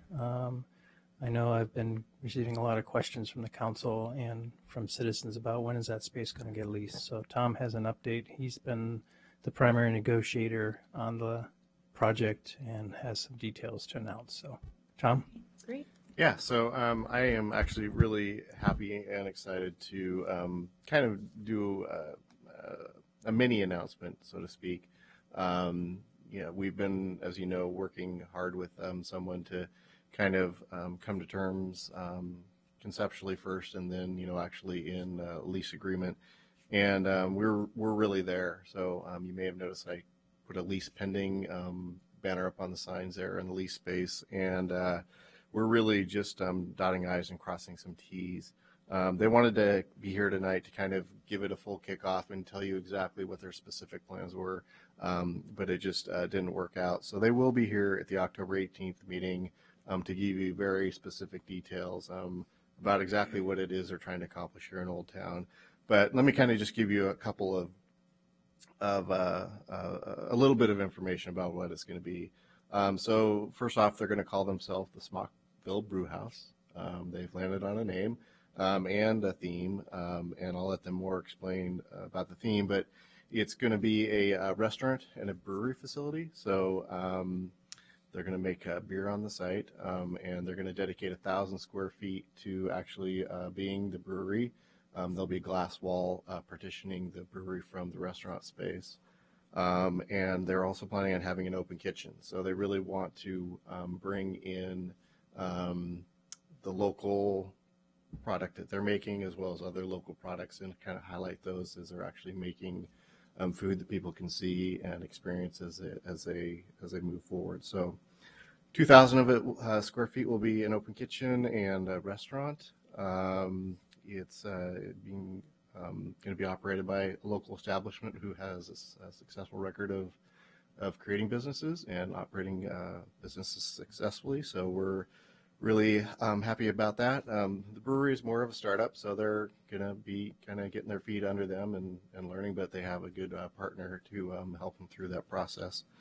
And really, that's about it. I mean, it's exciting to actually get to this point. I know they're very, very, very excited about being in here. They've done a lot of research on the Old Town area. They've been in the Sherwood area for a while, so they clearly understand what our community is about and what our values are. And I think that's made it be a fairly easy but long process to get through. So. Very exciting. Well, we will be excited to see them on October 18th, a new expanded local business person, and we'll be excited to welcome Smockville Brew House. Yes. So any other questions for myself or the staff that are here? Council, did you have any other questions? So I just wanted to thank, today we had a work session before our council meeting, and I wanted to thank the Police Advisory Board for joining in on that work session. We're working through the process of talking about partnering even more with Washington County and our police department. We already have a partnership with them, but talking about the parameters of extending that partnership on the very, very wee hours. And so we invited our police advisory staff to join us in that discussion, and we're going to continue those discussions. And I look forward to working all together on coming up with a plan moving forward. So I want to thank the chief and also Washington County for bringing that to us and involving lots and lots of input from our citizen. I wanted to know what the status is on the recreation study and what that is moving forward, and same kind of thing, same kind of study. That study is underway. I was out of the office last week and didn't get a chance to check with Kristen Schweitzer about the status, but that process is moving forward. The project, the study is probably going to be released mid to late November in terms of the results of the study, and then I envision actually a very similar process, probably a number of work sessions with council. Have a feeling it'll be in this room rather than that room because the interest in that project. And then we'll move forward as well. That's going to transition into 2017 in terms of making a decision. So same kind of open public process. Yes, with lots of community input on yes. how we move forward on our recreation study. And can you again remind the public what is the purpose of this? We have asked our consultant basically to look at the the facility and look at different scenarios. One scenario would be, what would it look like financially and operationally for the city to operate the facility? That's question number one. Question number two is, what about another outside organization that could be a private company? There are private companies. You may recall Wilsonville just signed a contract with someone to operate their facility if their voters vote to approve it in November. There could be other nonprofit partners out there as well. So I think we're looking at what are the different options that we can look at. What does that look like from a financial standpoint and an operational standpoint? And that's going to help inform the community and ultimately the council next year to make a decision. Right. Because as we know, we have a decision looming in terms of our current agreement with the YMCA. And so what was the reason going forward? We're doing this because our current agreement. Our current agreement, both parties have October 31st next year. Both parties have the responsibility to give each other a 1-year heads up if we're not going to renew or what's going to happen in terms of that agreement. And there also has to be a notice at that same time if there's any changes to the contract. Yes. Okay. Yeah. And what may come out of this whole process is that we stick with the current operator, the Y. Right. And we negotiate a new contract with them. So that is also an option that is still on the table. So just like the police study, there would be lots of options provided to council and lots of community input on where we move forward on recreation. yes. Okay. I think the difference between the police study and the Washington County staffing option is that doesn't have a pressing deadline. Right. Those talks can go on for the foreseeable future. At some point, we should stop talking about it and make a decision, of course. Right. The YMCA issue has a timeline. Got to make a decision. Got to make a This is when you decision. got to make it. So Got to have the information. and that Okay. will be a decision in 2017. Okay. All right. Thank you. Councilor Henderson, did you have a question? I have a question for staff, yes. Sure. Could maybe Bob Galati maybe give an update on the sewer improvements on Sunset? Had a lot of, well, first they dug up the street, then they patched it, and then they dug it up again. First Which public people love that, Bob. yeah, so. they patched favorite. it, they dug it up in line linearly, and now they're perpendicularly digging it up. And so I was just hoping maybe you could go over some of that so that people are watching or they watch the video, they understand why we're doing that project. And I guess the sign says till the end of October. We're actually way ahead of I'm sure everybody would be glad to hear that, but if you wouldn't enlighten us. Okay, a little bit of background is that under the state of Oregon regulations, if a citizen who's on like a septic tank system is within 300 feet of a public system, they have to, if their system goes bad, they basically have to connect in at their own cost. There has been a section of homes up there along that one area that are within 300 feet, and we had one home whose septic tank went bad, and basically they came in and said, what do we have to do? And according to the state code, you had to connect in, but to connect in means you had to extend the main line out in the street at your cost to connect into, which really is was like $60,000-$80,000. And at that time we just said, well, that's unreasonable. We signed a waiver letter that basically said they could repair their tank. However, the sanitary system, the septic tank systems do have lifespans. Drain fields have lifespans, and those areas have been up there 15, 20 years now on those septic systems. They're all within the same 300-foot limit, and really, I didn't find it as a critical argument not to provide the extension of the main line in the roadway to make that connection so that they could connect up. They still have quite a bit of run from their residences down their common property access point, and that'll be expensive for them to make, but they won't have to extend the main line. Now, the project was, actually, there were two components of this project. The one is Sunset, and the second one was Pine Street, where there are homes up there that aren't connected in. The cost of the project went up significantly, and we got bids that were even higher than we expected. So we cut out the Pine Street section from the project, and we proceeded with the Sunset portion. We'll do the Pine Street next year. We will get that taken care of. So those systems will be available for people such that when they do have a septic tank failure and they're within 300 feet, at least the access point to a public system is within relatively easy, a reasonable distance. So as far as construction goes, the main line was put in. It went very well. They were very quick. But you can't do everything all in one day. So they basically put the main line in, patched the road. Now we're going in, we're putting in all the lateral systems where they should be located to provide lateral services at the property line. And those are what you'll see as far as the lateral cuts. Then we'll come back through one more time, dig it all up, and then we'll put a permanent pavement over the whole area. And that will make a smooth transition. So the final pavement is coming.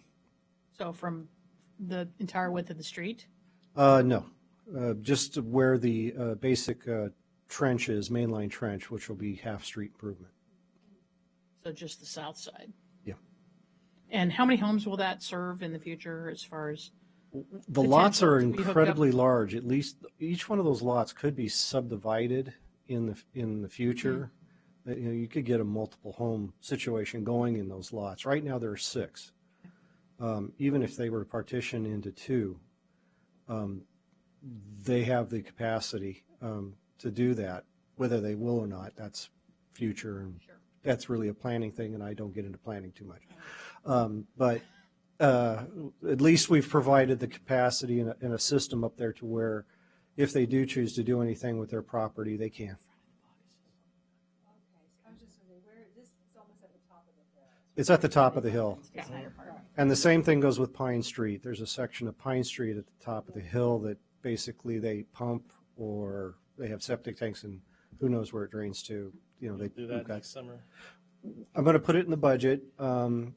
We will get that one done. I think that's it was pre-planned. It was part of the Pine Street extension, phase 2, which was shelved. We've got designs already done for it, so we'll just take those down and send it out to bid and get it done.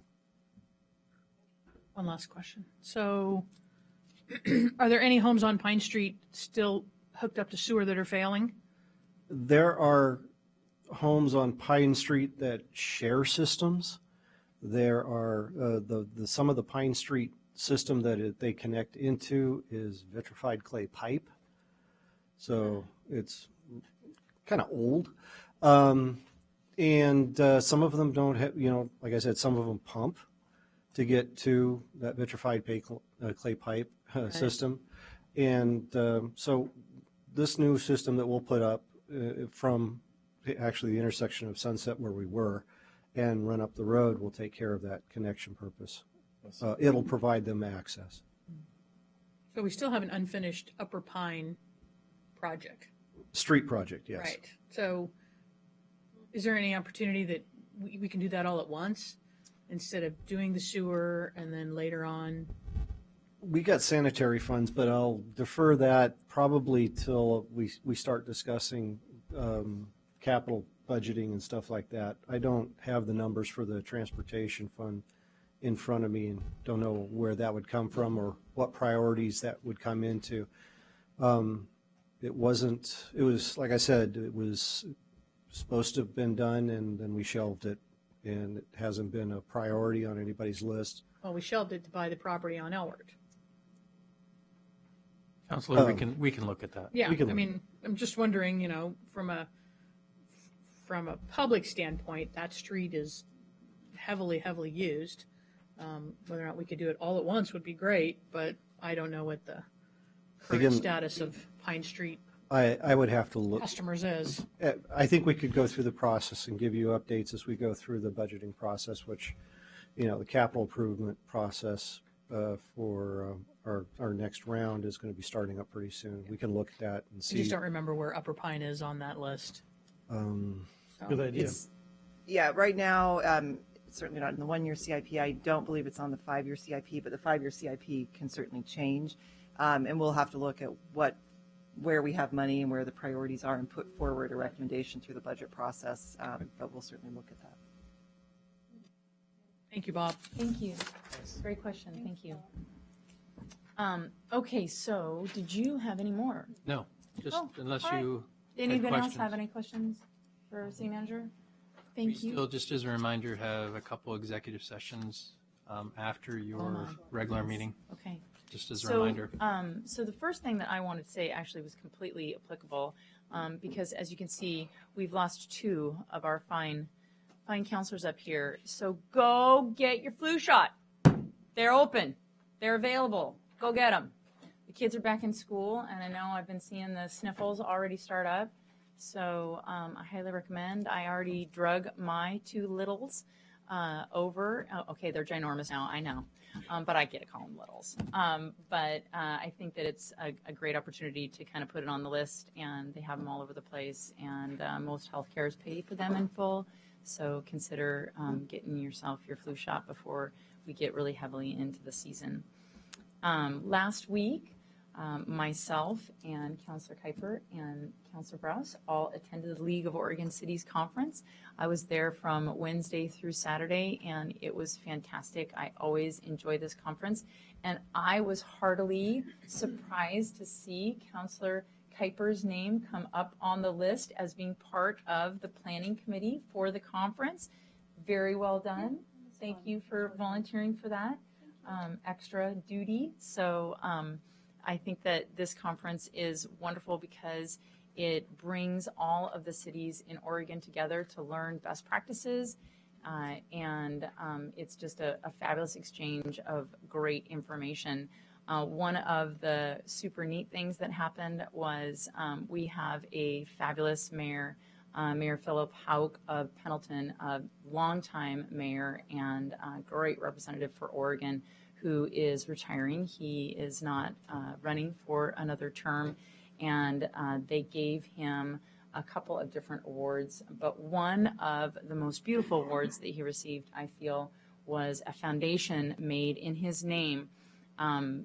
Mayor Hauk is very philanthropic, and the foundation's purpose is to give scholarship to small city mayors who would like to attend the conference and whose cities do not have the funds to send them.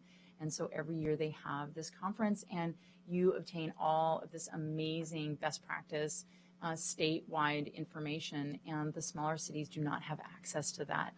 Because they just don't have the funds to send them. And so this great Philip W. Hauk Foundation through the League of Oregon Cities will be there for mayors from small municipalities to go. So I was very excited for him to get that. It was pretty great. And Senator Betsy Johnson came out to deliver that very big surprise to him. So it was fabulous. I got to be a speaker and presenter. They asked me, that was quite an honor. I talked I was on a panel with the mayor of Salem and the mayor of Forest Grove. And if you know Mayor Truax of Forest Grove, he's a hard act to follow. He's quite a card. And but our topic was public hearings and public comment. And it was a great experience, and I thank them for giving me that opportunity. The Chamber Candidate Forum is tomorrow.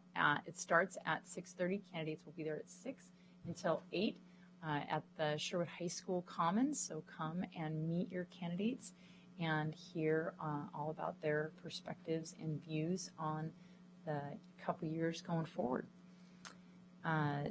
Friday, we've got a homecoming game at the Sherwood High School, and this is one of my favorite high school football games because when my kids were little, they used to say, "Oh, it's the princesses! It's the princesses!"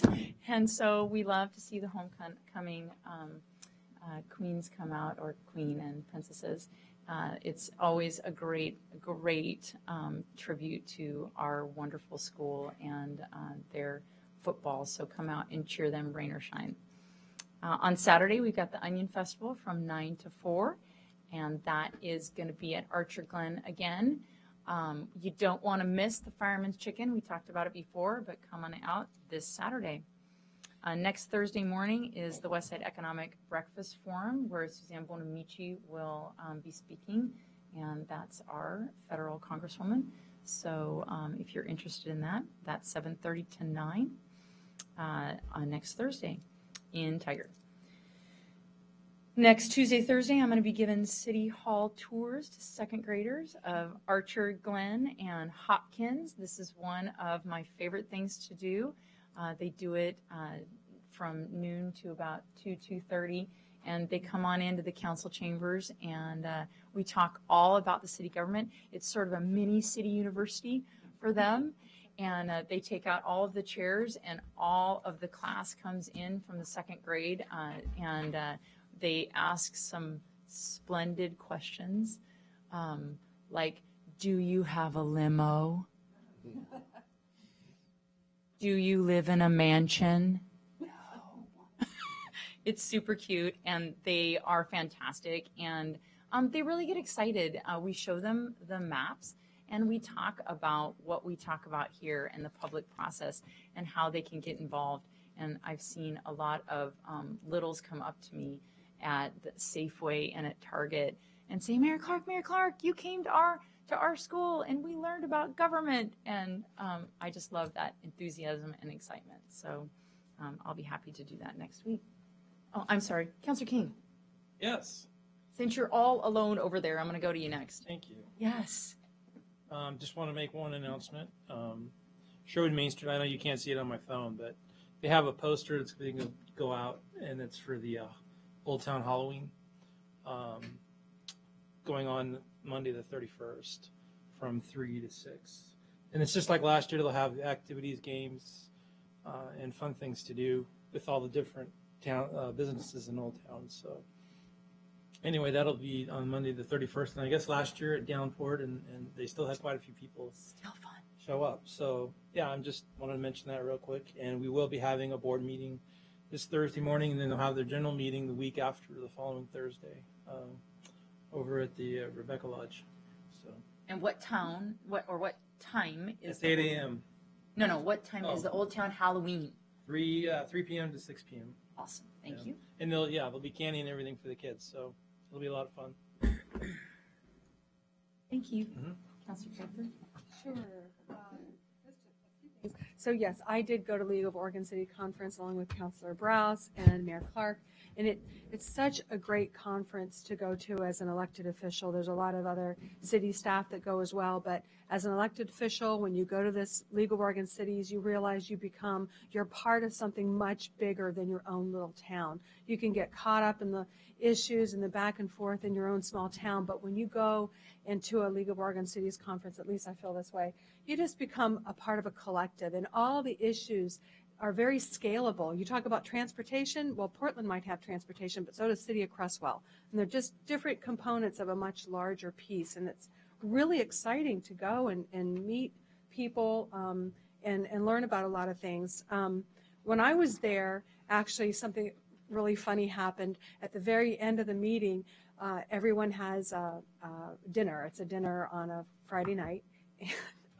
I'm sitting at a table with just maybe 4 or 5 of us, and all the other tables are pretty full, but someone sits down and he says, I got to speak in a few minutes, but I got to sit out there. They said I have to take a seat, and I look up and it's Senator White, and it was pretty funny. And he asked me, so I'm going to have some waters. Anybody want any water? So he pours waters for everybody. But he had people over him. The man doesn't get a rest. He goes up and he speaks, and then he takes off. He's wearing running shoes and he leaves.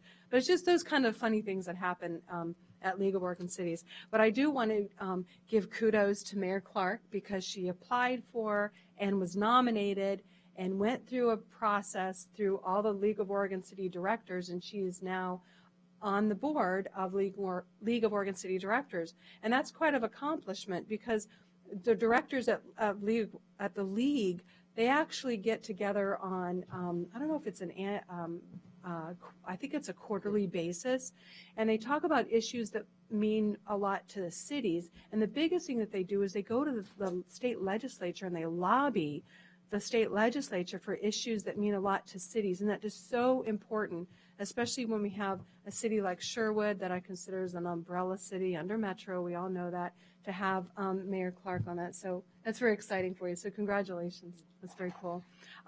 The other thing that we did that I just loved was Councilor Browse and I actually went through a couple of sessions together on homelessness and innovative housing.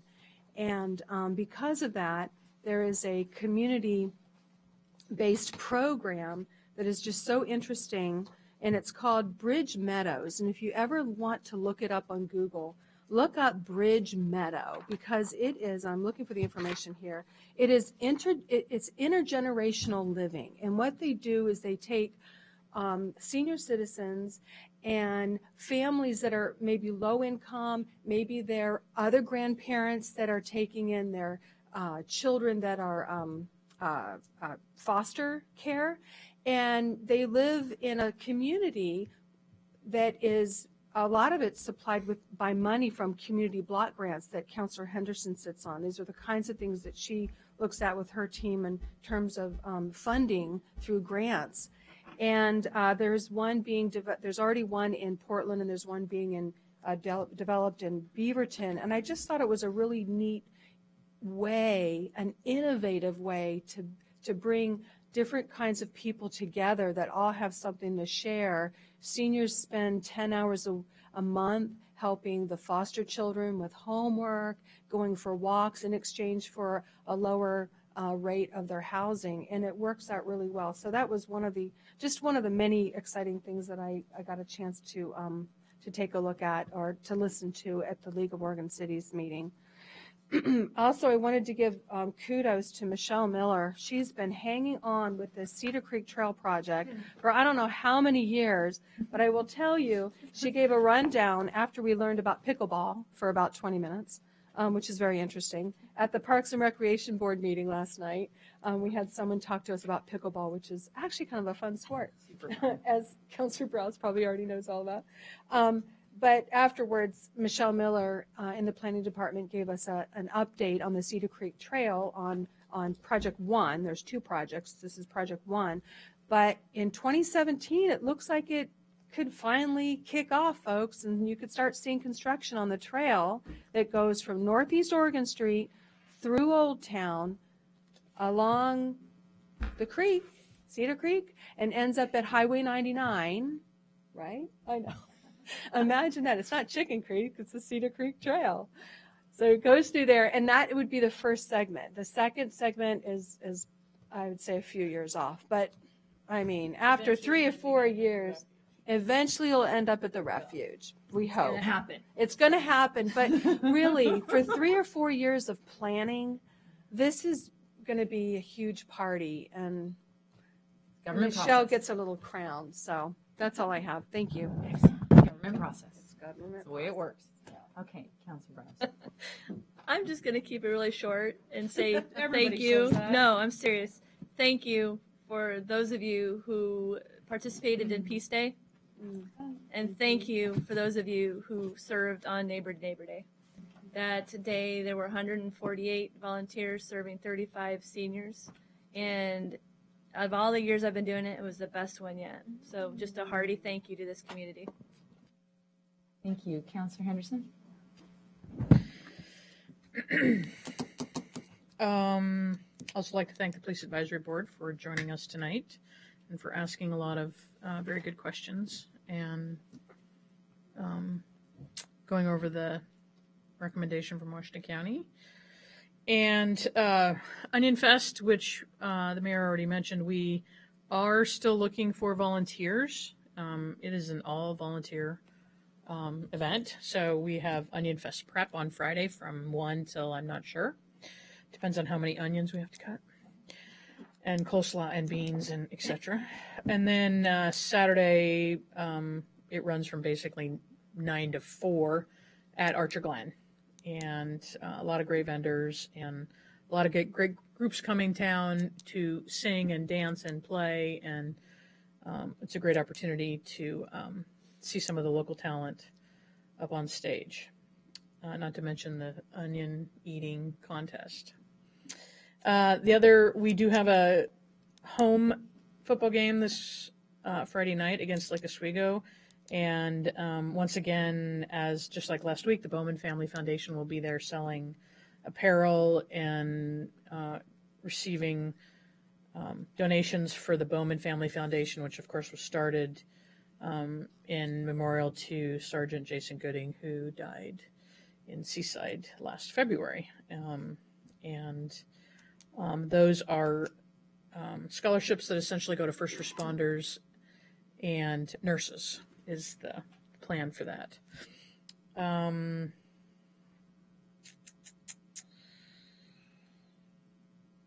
I think that's all I have because, as I said, we have two All right, execs. yeah, we're gonna be going into executive session after council. How about we take a 5-minute break afterwards? Meeting's adjourned. Thank you, Jeff. Because I thought we need to have a. By the vendor to determine if, in fact, there was a violation, and if the vehicle is identifiable by license plate, and if the driver of the vehicle